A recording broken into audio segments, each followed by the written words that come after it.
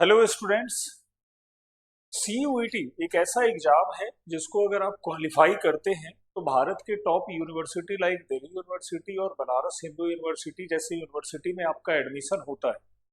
आज इस सेशन में मैं CUET के डिटेल को डिस्कस करूंगा और साथ में आपको बताऊंगा ज्योग्राफी डोमेन आपके लिए किस तरह का है, इसमें क्या सिलेबस है और इसकी तैयारी हम लोग कैसे कम समय में कर सकते हैं जिससे स्कोर भी अच्छा बने। तो देखो, आपको पता है, जैसे बहुत सारे स्टूडेंट जानते हैं कि CUET में टोटल 5 पेपर होते हैं। सबसे पहला पेपर हमारा जनरल अवेयरनेस का होता है, जनरल एलिजिबिलिटी का होता है, जो GS बेस्ड होता है, जनरल स्टडी जैसे उसमें current event, history, geography, polity वगैरह से क्वेश्चन बनेंगे। दूसरा पेपर होता है उसको लैंग्वेज कहा जाता है।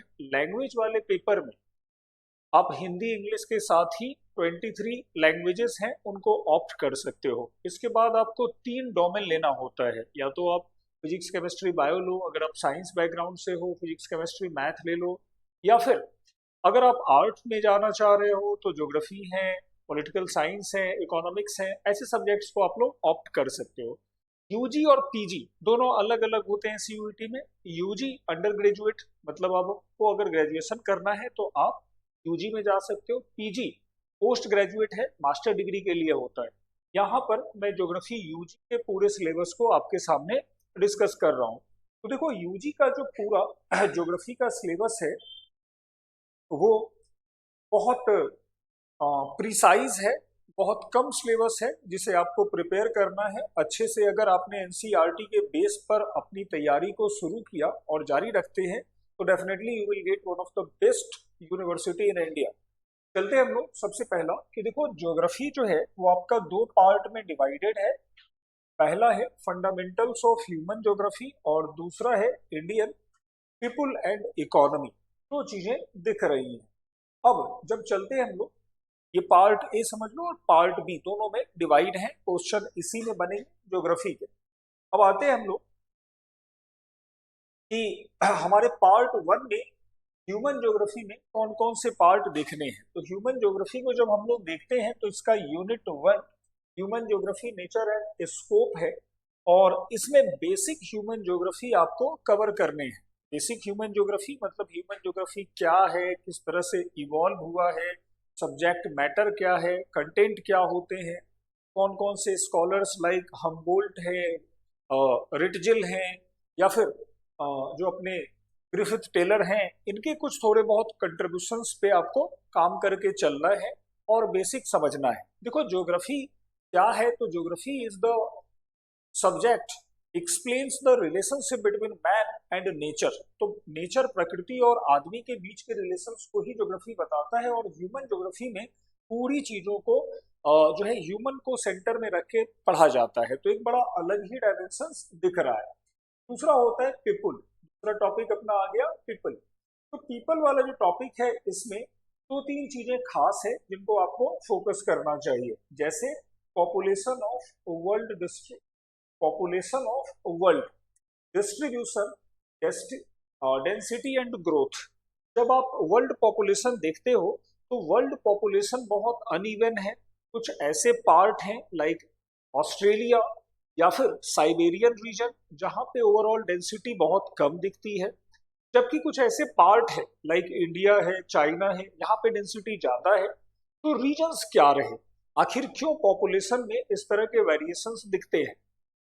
तो factor controlling the distribution of population are various. बहुत सारे फैक्टर्स होते हैं लाइक फर्टाइल लैंड है, अवेलेबिलिटी ऑफ वाटर है, पीस है, सिक्योरिटी है, क्लाइमेट है। ये सारे फैक्टर्स यहाँ पर रिमार्केबल हो जाते हैं जिसको समझना है। अगेन, जो डेंसिटी है उसके भी सेम फैक्टर होते हैं, बट जो ग्रोथ है, ग्रोथ के फैक्टर थोड़े से टेक्निकल है। देखो, ग्रोथ के 2 फैक्टर होते हैं, एक नेचुरल है और दूसरा हमारा इंड्यूस्ड फैक्टर कहलाता है। नेचुरल फैक्टर इसका मतलब कि जब बर्थ रेट और डेथ रेट के बीच में कोई डिफरेंस होता है, मतलब पैदा होने वाले लोगों की संख्या बढ़ जाए तो जनसंख्या बढ़ेगी ऑटोमेटिकली। अगर मरने वाले लोगों की डेथ रेट ज्यादा हो जाए तो जनसंख्या ड्रॉप करेगी, फॉल डाउन होगी, ये भी नेचुरल है। लेकिन एक होता है induce, that is result of migration, जब बहुत सारे लोग माइग्रेट करते हैं और किसी प्लेस पर जाते हैं तो इसको कहते हैं इंड्यूस्ड पॉपुलेशन ग्रोथ। तो हमारे इंडिया में भी इंड्यूस्ड पॉपुलेशन ग्रोथ रहा। अब इन्हीं चीजों को हम लोग पॉपुलेशन में देखेंगे, इसी में कुछ डेटा और फैक्ट भी लेंगे, जैसे सिटी है कहाँ पे ज्यादा पॉपुलेशन है, वो सब चीजें। पॉपुलेशन चेंज, कैसे पॉपुलेशन चेंज हो रहा है वर्ल्ड वाइड में, कैसे सेक्स रेशियो बदलते हैं, कैसे हमारा डेमोग्राफी के अदर फीचर्स, मान लो अभी एजिंग ऑफ पॉपुलेशन की प्रॉब्लम चल रही है, खासकर Japan you know very well become the oldest country in the world. Japan सबसे बूढ़ा देश है जिसकी एवरेज एज हम देखते हैं कि लगभग 60 to 90 पे जा रही है। इसी तरह से ह्यूमन डेवलपमेंट का फेज आ रहा है। ह्यूमन डेवलपमेंट क्या है? तो human development is kind of the measurement kind of the criteria. एक पूरा ह्यूमन डेवलपमेंट एक क्राइटेरिया है जिसमें एक तरह से लोगों के ओवरऑल ग्रोथ को मेजर किया जाता है। It was first developed by the महबूब अल हक and the Amartya Sen under United nation. United nation ने इसको डेवलप करने के लिए इन दोनों को बुलाया था। इसमें बहुत सारे इंडिसेस है, संकेतक हैं, जैसे इसमें हमारा जो है लिविंग स्टैंडर्ड आ रहा है, एजुकेशन आ रहे हैं, परचेजिंग पावर आ रहा है, उसके बेस पर ये पूरा होता है। और बाकी इसके इंडिकेटर्स ज्यादा हैं। कंपैरिजन पे भी क्वेश्चन आएंगे कि कहाँ पर ह्यूमन डेवलपमेंट बढ़िया है, कहाँ पे खराब है, तो ये पूरी चीजें होंगी। इसके बाद ह्यूमन एक्टिविटी है, थर्ड यूनिट। ह्यूमन एक्टिविटी क्या होते हैं? तो human activity are those carried out by human to meet their requirement. हम लोग एक्टिविटी करते हैं ताकि अपने रिक्वायरमेंट को मीट करें, सोसाइटी को कुछ कंट्रीब्यूट करें, ऐसे होते हैं। इसमें पहली एक्टिविटी का नाम है प्राइमरी एक्टिविटी। तो primary activity are those carried out by human with their bare hand. तो ह्यूमन जब अपने खाली हाथों से किसी चीज को करता है तो इसी को कहा जाता है प्राइमरी एक्टिविटी, जैसे माइनिंग है, क्वेरिंग है, ये सारी चीजें।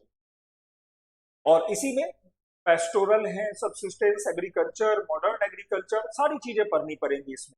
सेकेंडरी एक्टिविटीज क्या होती हैं? तो secondary activities are the activities carried out through advance technology and machinery. यहाँ पर जो प्राइमरी प्रोड्यूस होते हैं उनको प्रोसेस करते हैं और कुछ फिनिश्ड गुड बनाते हैं। जैसे हम आयरन ओर लेते हैं और उससे स्टील बनाते हैं, तो that is carried out through the manufacturing work. उसको मेल्ट करना हुआ तो इसमें मशीन भी यूज होगा, टेक्नोलॉजी भी यूज होगी।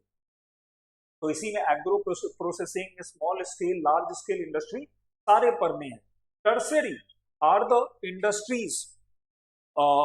इंडस्ट्रीज तो सपोर्ट, जो सपोर्ट करते हैं प्राइमरी और सेकेंडरी को। Like you can understand with this कि भाई जैसे हमारा रिटेल शॉप होगा या फिर हमारे जो सर्विस प्रोवाइडर हैं, डॉक्टर हैं, इंजीनियर हैं, ये सारे आ जाते हैं हमारे टर्शियरी में।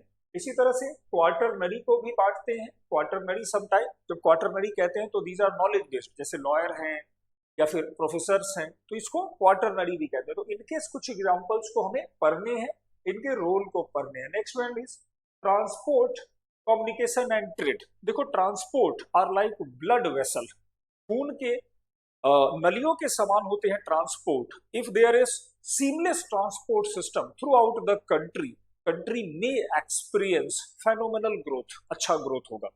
तो यहाँ पर उसी से रिलेटेड है। लैंड के ट्रांसपोर्ट सिस्टम में रोड और रेलवे और पाइपलाइन आते हैं। पाइपलाइन का यहाँ पे कोई खास इन्होंने नीचे करके रखा है, अलग से दे रखा है पाइपलाइन का। तो देखो रोड के बारे में हमें डिटेल में करना पड़ेगा, जैसे इंडिया के रोड कैसे हैं, वर्ल्ड वाइड रूट कैसे हैं, मेजर रोड जैसे वर्ल्ड में कैसे हैं, रेल रूट को पढ़ना पड़ेगा। You know very well trans Siberian rail route is one of the longest rail route in the world.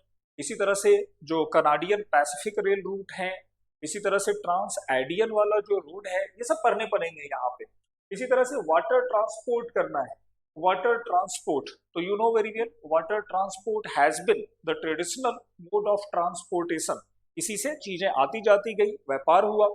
अब यहाँ पर डिटेल पढ़ना है, वो कौन से ओशियन से कितना ट्रांसपोर्ट वगैरह हो रहा है, कौन से हमारे इंटरनेशनल वाटरवेज हैं, एयरपोर्ट्स हैं, इनके बारे में, satellite communication, cyber space or international trade. International trade is regulated, organized by some international organization like WTO. इसके पहले गेट हुआ करता था। WTO के बारे में थोड़ा सा यहाँ पे जानना पड़ेगा, फैक्चुअल डेटा कब आया, कौन सा इसके पीछे अग्रीमेंट। इसके बाद जो इंडियन है, इंडिया वाले पार्ट में ही ज्यादा सिलेबस इन्होंने नहीं रखा है। इंडिया वाले में पहला स्टार्ट होता है पीपल, तो पीपल वाले में पॉपुलेशन का ही ज्यादा फोकस है। पॉपुलेशन का किस तरह से कंपोजिशन है, फीचर्स है, सेक्स रेशियो, ये सब क्या है। और हमको खास बात ध्यान में रखनी है कि you shall keep in mind that the जो अपना नेशनल टेस्टिंग एजेंसी है, तो ये एनसीईआरटी को बेस बना के चलेंगे और एनसीईआरटी से रिलेटेड फैक्ट ही यहाँ पे पूछे जाएंगे। बहुत एडिशनल फैक्ट कम ही होते हैं, तो these are relevant for us. Population का और ह्यूमन सेटलमेंट मतलब जहां पे ह्यूमन रहते हैं उसी को ह्यूमन सेटलमेंट कहते हैं। Some are rural settlement, some are urban settlement. Urban settlement का डेफिनेशन होता है जैसे वहां पे डेंसिटी कम से कम 5,000 होनी चाहिए, लोगों की संख्या होनी चाहिए, डेंसिटी 500 से ज्यादा होनी चाहिए, most of the people engage in the secondary and tertiary sector. तो इस तरह से ये बनेगा और इसके टाइप वगैरह है जिनको हमें पढ़ना है कि कौन सा होता है ग्रिड पैटर्न, कौन सा है checker board pattern. Next one है resource and development. Resource and development, तो रिसोर्स मतलब कि all the natural and man-made things able to meet satisfy human need is called resources. अब इसी में जिमरमैन ने वंस सेड कि भाई resources are not but they made, उनको बनाए जाते हैं। अब इसमें लैंड यूज पढ़ने हैं हमें, agriculture land, major crops, development problem, common property resources. इसके बाद वाटर रिसोर्सेस। इंडिया का जो है पानी में you know very well there is just about 4% water available in India. तो ये पूरी चीजें हमें डिटेल में करनी पड़ेगी। प्लानिंग के बारे में, जैसे पहले प्लानिंग कमीशन था, पहले प्लान में क्या हुआ, दूसरे में क्या हुआ, तीसरे में क्या हुआ, ये चीजें। फिर इंडिया का ट्रांसपोर्ट कम्युनिकेशन है, रोड रेल अलग से करने हैं, टेलीविजन सैटेलाइट वगैरह का डेवलपमेंट है। और आगे चलकर नेक्स्ट आएगा जो इश्यूज हैं, that is environment, pollution, waste disposal, rural urban migration, problem of slum and land degradation. तो यही मोटे तौर पर हमें सिलेबस दिख रहा है ज्योग्राफी का। और आई एम श्योर कि आपको थोड़ा बहुत सिलेबस का आइडिया लग गया होगा। If you are willing to cover the syllabus under the guidance of me, तो इसके लिए वृंदा एकेडमी पे आप कॉल भी कर सकते हो। पूरे डिटेल में यहाँ पर क्लासेस प्रोवाइड कराई जाएंगी और हर एक टॉपिक से रिलेटेड नोट्स मिलेंगे, हर एक टॉपिक से रिलेटेड आपको एमसीक्यू मिलेंगे। ज्योग्राफी में अच्छा स्कोर कर सकते हैं, बस थोड़ा बहुत अंडरस्टैंडिंग की जरूरत है और उन चीजों को जानना है जहां से क्वेश्चन बनते हैं। तो we will provide you all such things over the time. ठीक है, तो all the best all of you.